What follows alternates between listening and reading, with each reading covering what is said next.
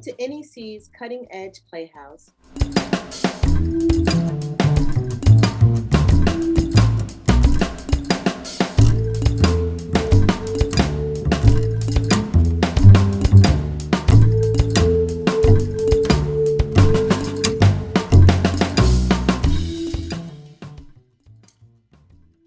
Greetings, my name is Florante Galvez, and I am the director of the play Unentitled by Charles White for the Emerging Playwrights Festival with the Negro Ensemble Company. I'm very honored to be the director of. I'm also an actor, playwright, musical theater writer, a DJ, radio host, as well, and a husband to my wonderful wife, Jen. I am tremendously excited, beyond words, quite frankly, but I do have some words. This is absolutely fabulous to be a part of this. When I first started out as dramaturg, I said, wow, I can really connect with this play. And I was so very happy when I got the call to direct it and to continue with the process of working with Mr. White on his play Unentitled. It has so much potential, and that it's coming out of this Emerging Playwrights Festival with NEC, the Negro Ensemble Company, and its long, deep-seated legacy in the world of theater. It's really amazing. It's amazing beyond belief, and I'm very proud to be a part of this. And we're going to make a great go of it, and do our best, and then some, to give a terrific play as part of this terrific festival. And so, working with NEC again, it's like a homecoming of sorts to me, and I couldn't be prouder, for real. Unentitled is not my debut. It's not my first play I've been directing. I've been directing for a while. It's probably, I'd say, about 25, 30 years at this point. I've been directing anywhere from college productions to off-Broadway to off-Broadway and such. Youth plays, adult-oriented plays, and musicals, you name it. I feel a great facility to shift from one genre to the next, be it a family drama like Unentitled, or a musical like Willy Wonka and the Chocolate Factory. It's important to be able to suit your directing to the style of play and to the content in different creative ways. So it's always a constant, like life, it's always a constant readjustment of sorts, and shifting gears constantly, being flexible, and trying to be as adept as you possibly can within the creative sphere of your abilities and the world of creativity to create a viable drama for the stage, and hopefully beyond that. And that connection with the audience is something that's very important. Something to bring home to that audience, something that's entertaining, but depending on the material that you're given with, it hits that mark. It's not always easy, but it's something that you strive for. At least that I do. I've done family-oriented plays before. I'm very familiar historically with a lot of family-oriented plays. From Raising the Sun Beyond and beyond, of course, long before that, wonderful, influential work. And I like a challenge because this story doesn't have the type of characters that we are often accustomed to seeing on a regular basis in theater and in African American theater. In particular, we're talking about a family on Long Island that has a legacy, a historical legacy that a lot of us aren't aware of. So coming into this, I brought my knowledge of directing and my love of certain plays, like along with Charles White's love of plays like say August Osage County, or going back to the Cat on a Hot Tin Roof, Tennessee Williams, different plays about family strife and such that play into this, and also being acutely aware of the real life drama in one's own family or in different families. I mean, we all hear stories, okay?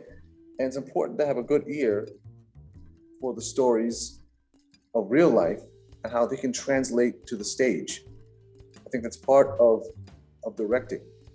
My influences are with music, dialogue, or dialogue that has a certain ring to it, has its own sense of music. And Unentitled has that ring to me in terms of not just the story, but the dialogue and the ability to take us somewhere into a world that often goes overlooked and has a right to be heard. There's two people who I feel very influenced by in particular. You may not know who they are, but one person's name is Mr. Lamar Alford. When I was at Morehouse College, he was the director of theater at Morehouse College, and he had a really fabulous, flamboyant style of directing. And he would ask good questions and get you to bring out the energy, the natural energy and creativity within you. He was a taskmaster, but that was great. That was great. And the way he was able to assemble a very, very large cast and make everybody feel special and part of the process, I thought was amazing, quite frankly. Mr. Alford, he actually had been in the original productions of Hair and Godspell. He had some great stories too, as a part of it. And another theater teacher I had, another African-American theater teacher I had, Dr. Paul Jackson. And sadly, both of these influences of mine are no longer with us. They've all passed to the great beyond, although their spirit still lives in some wonderful ways with their students. But Dr. Jackson really taught us how to get into text and to study a script, and how important it was to visualize that and serve it well. And also to be flexible, to be able to move from one style of play to the next. And he was also a great theater historian, which I think is something that I'd like to see with the current generation be a part of. For years, I've taught and still teach Black and Latino theater history. And that's certainly an influence in itself, just going way back to the great directors. My favorite is Lloyd Richards, George C. Wolfe, still in this time. These fantastic directors. I mean, just go back and look at Raising the Sun. I mean, wow. The way Mr. Richard and Fences and Bar Radies, Black Bottom, for example, the way Lloyd Richards was able to make those connections with character, and the way it appeared that he worked with actors was just amazing. And someone like George C. Wolfe gives that, he does the same, but in a different way. He can move easily from a musical, to a serious drama, okay? And all different types of plays. And I thought that was fantastic. Well, I mean, that's very influential to me, because I think one should be able to do that, to have some sort of a flexibility, so you don't stay in one rigid way of working. But either way, we're talking about the magic of theater. And not just these, but I would go back to somebody like the wonderful Vinette Carroll. I mean, come on. Wonderful. I love the work of Luis Valdez, and even currently, the work of, say, Thomas Kail with Hamilton, or In the Heights. I mean, there's so many people. Diane Paulus, Julie Taymor, who can bring great spectacle, to something like The Lion King, but still tell a very intimate story. And so with all these different directors I'm talking about, there are lots more I could go on and on about, like Bob Fosse. They give you that razzle dazzle, but somehow they all also make you feel the magic of the intimacy of theater. And that's something special. That's something that at least I try to strive for. There's something just wonderful about it. It's that specialness that gives you that twinkle in your eye when you're truly engaged. And you ever just take a moment just as an audience member, and you realize, wow, watching something special here. Even if it's not the best, material that one is given, it's always a great challenge to be able to try to add something really nice to it. Because even if it's not the greatest material, it's a great challenge to see what you can bring. But here, I happen to be very lucky to work on some potentially great, maybe even explosive material with the Playwright. And I feel like, from all my influences, and there's a lot more I could name. We could probably talk about this for 5 hours, or days and days and days. Just taking each person, each wonderful director's play. But for me, it's all about getting into that story and being able to connect with your actors and try to bring it, try to bring that story forth. Once again, with the magic of the dialogue. Okay, what can you bring with it? And all these people that I've mentioned, in the last few minutes, I've been able to glean something from them because, they give you a certain amount of magic. And from watching their work and watching the way they work, has always been a key influence upon me. Whether I'm directing, a children's play, a youth play, it could be Shakespeare, whatever. But that magic's got to be there. And yeah, there are difficult days, and I've worked with I've seen directors have some very difficult days.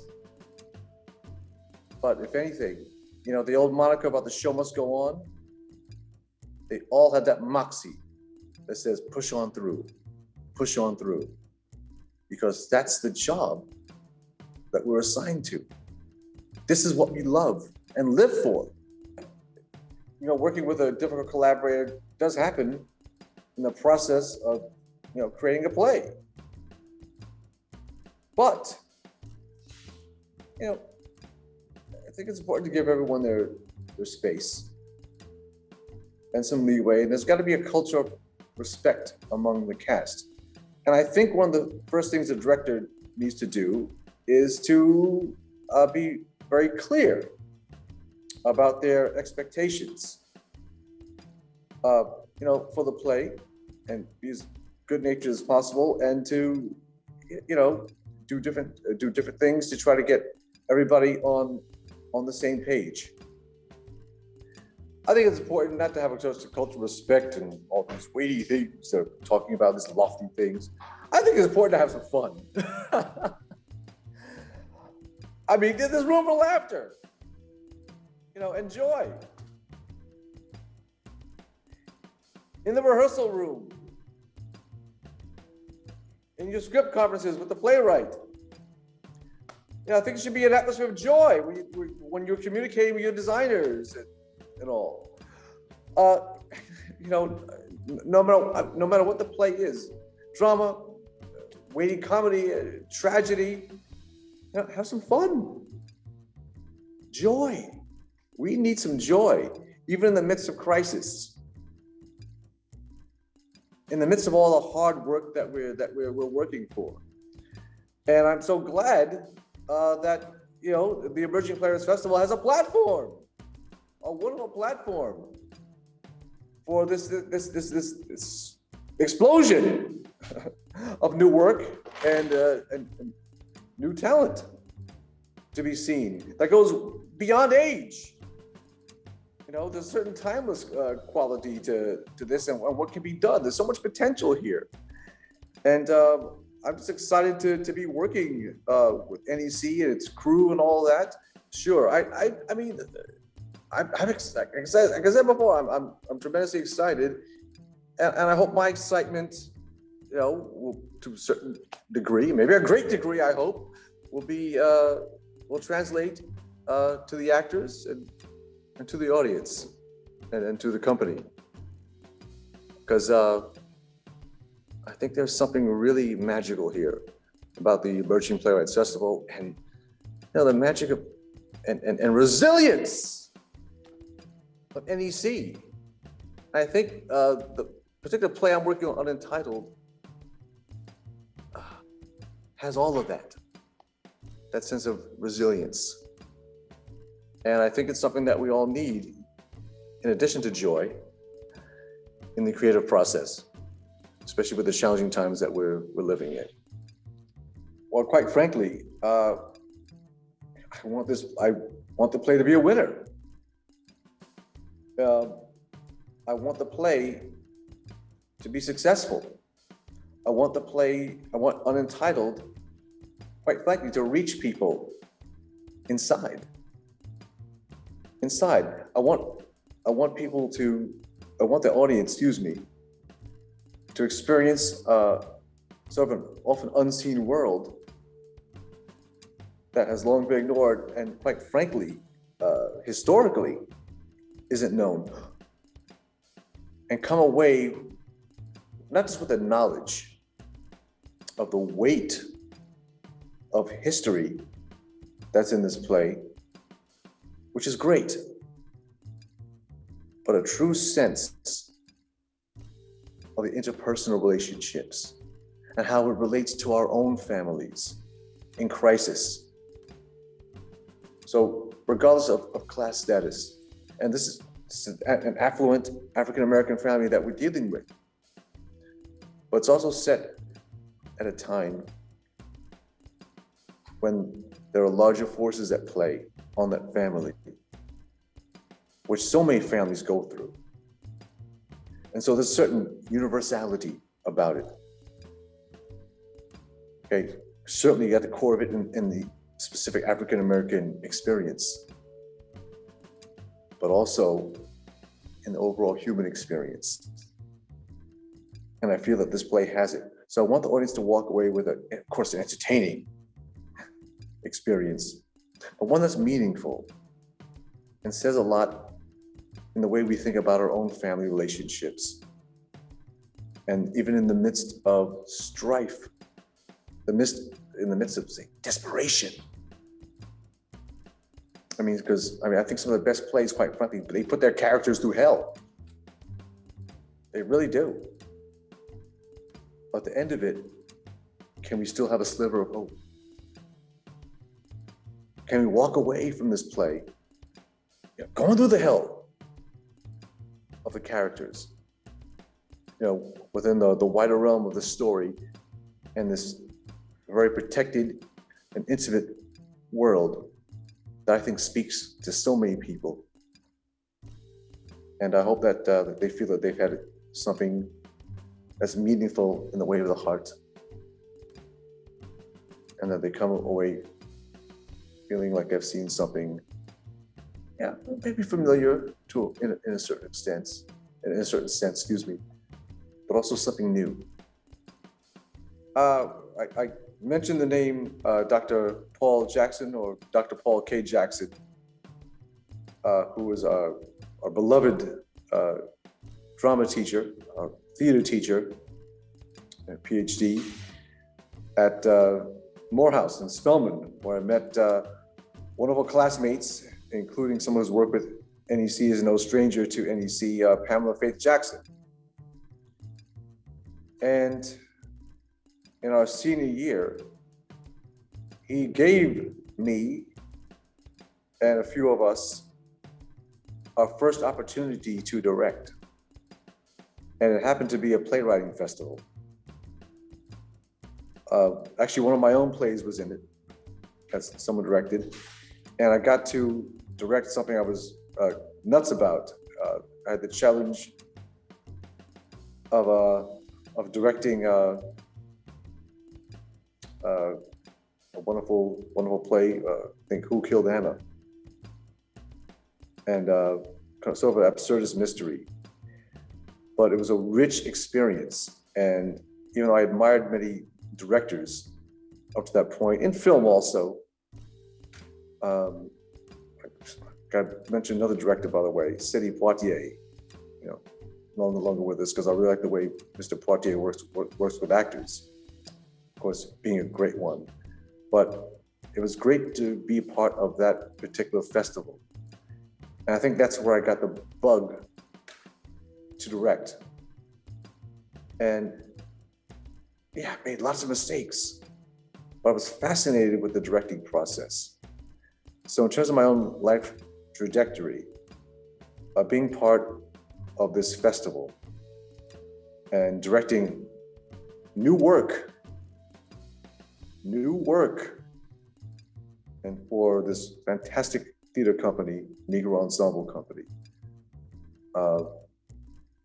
is a wonderful circle to my life.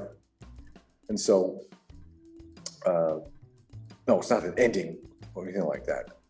No, the work continues, you continue. But in particular, I really love this play. I really love Unentitled.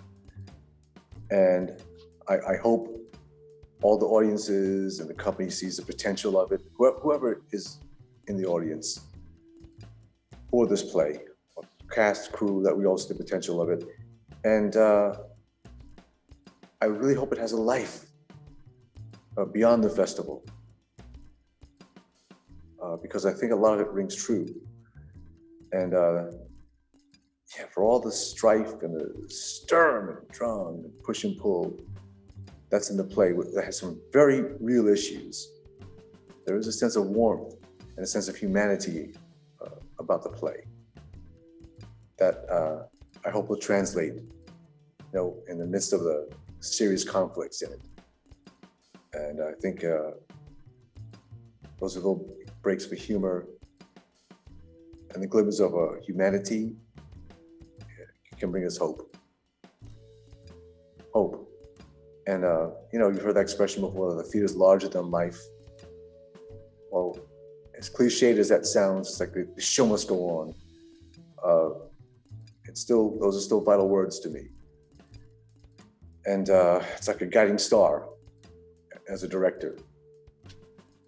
And just like a DJ, tries to find the right mix, the different beats, so to speak,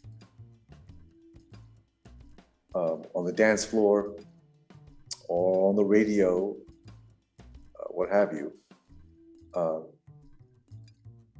This play has music, is like music to my ears, and I certainly hope it will be for the audience. And I hope it will be for Negro Ensemble Company, and hey, for the world.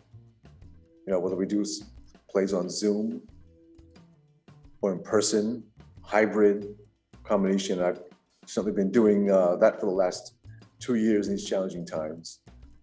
I really, really hope we can just once again bring some joy and some food for thought.